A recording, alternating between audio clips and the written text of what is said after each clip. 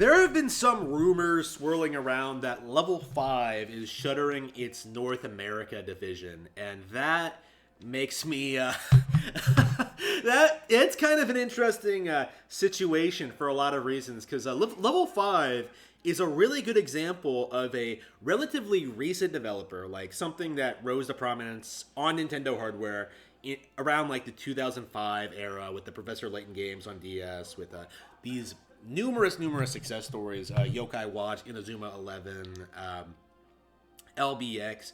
Like you had this reasonably promising company that was actually trying to compete with Nintendo on several fronts, actually trying to make games made for kids, trying to challenge Pokemon, trying to do like new and interesting things on Nintendo hardware, right? You had this company that was actually winning a lot of fans, a lot of hearts, a lot of minds with a lot of what they're representing. I've known girls who have told me that like the Professor Layton games are their some of their favorite games ever, right? Like I know people like that who just love their franchises and over the past couple of years, it feels like the company has sort of like gone way downhill. They haven't been able to maintain their successes. They haven't been able to make another Layton. Like things from their front have just been going downhill, right?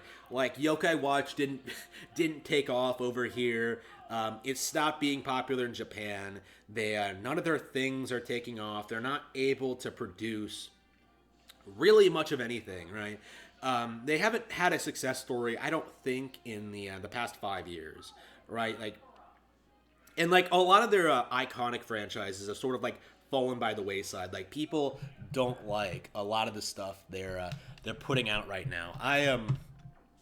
Again, I was never really a fan of Level 5, but like I can see why people like this company. Like I can see why there are so many fans. Like it is something that I think I totally understand why people love them so much, right? Like Professor Layton, if it had better writing, would probably be the best point and click adventure series out there. Like I would say, I really like the puzzles in Professor Layton, but the stories just kill it for me. So what went wrong? What went wrong with Level 5? Well, Level 5 made a very critical mistake.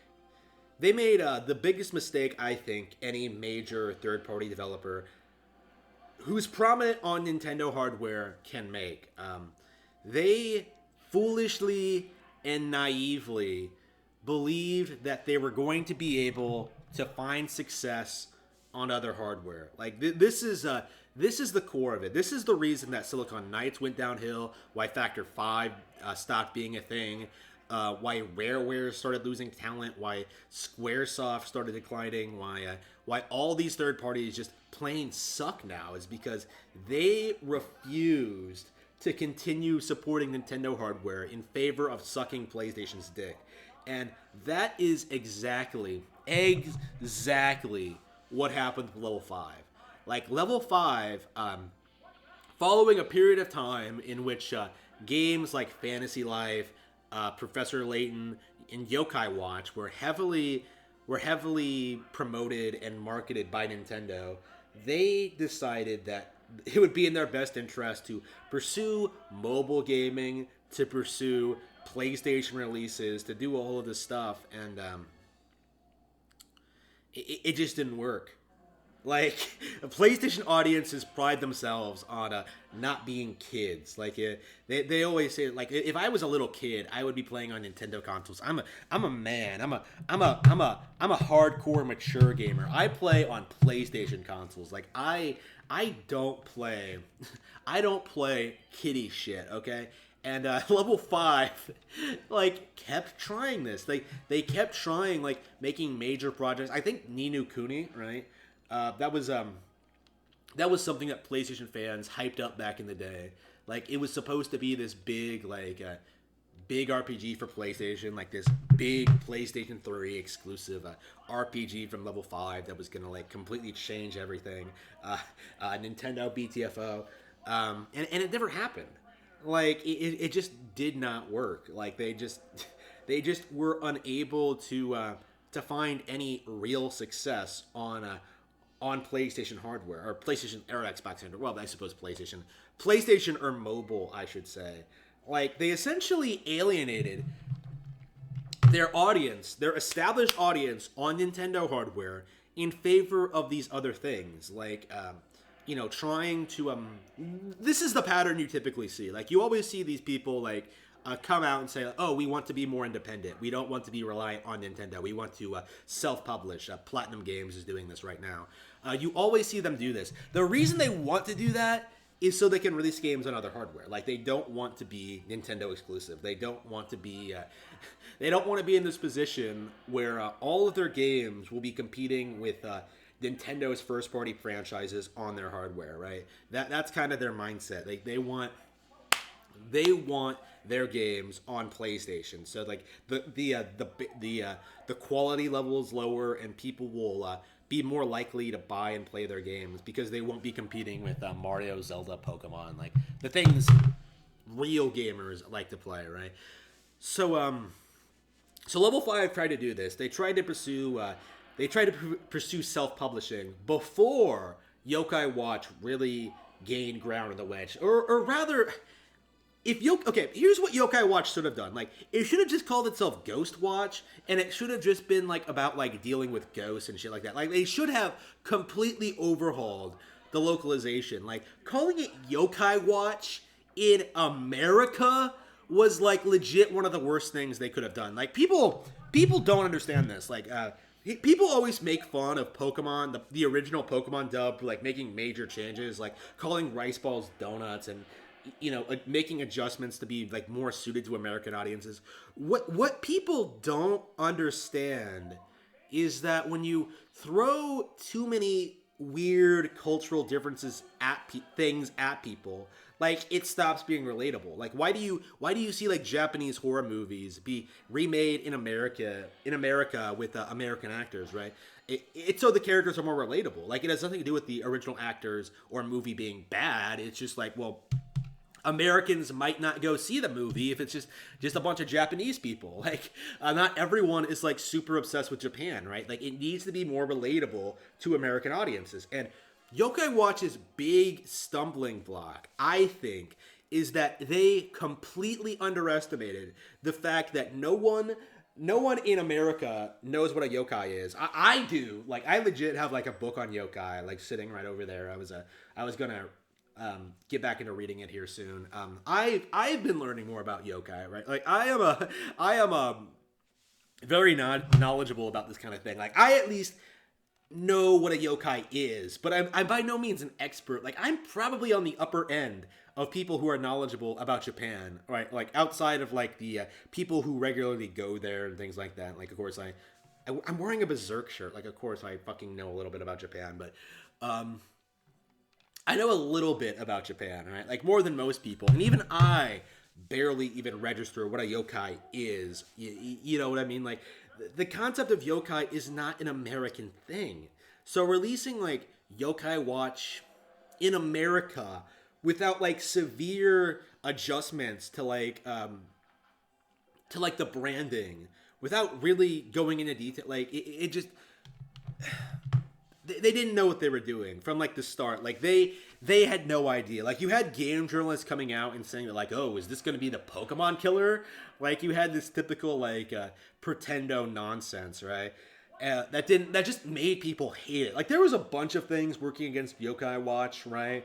But I think it could have had its niche. Like the thing with like Little Battler's experience, like it's custom Robo, but with a shonen anime, like sort of like a story. Well, not really shonen, like a 10-year-old anime kid plot line about like saving the world with toys. Like, that has an audience. You know what I mean? Like people, kids like that stuff. Like if they had done a better job, right? Like with the gameplay, with the world building, with the sort of setup, like I think LBX could have worked. I think Professor Layton could have worked. I think, well, Professor Layton did work for the most part. I think all of this stuff could have really, really been great, but they were more focused on on this stupid shit, you know, like the tie-in manga, the tie-in manga, anime movies, like things like that. They didn't really make any of these games great, and they just, as a result, just had nothing but failure after failure after failure after failure after failure, right? Like over and over and over and over and over again, right? I like I don't think they're gonna recover from this. I really don't. Like I do think this is gonna be the end for them. Like I don't expect they're gonna be around in the next 10 years. Their presence in this in the past 5 years has been like a major step down than they have been. It's in the past, right? Like their glory days, I think, are over, and I don't think they have like the dedicated fan base that they probably should.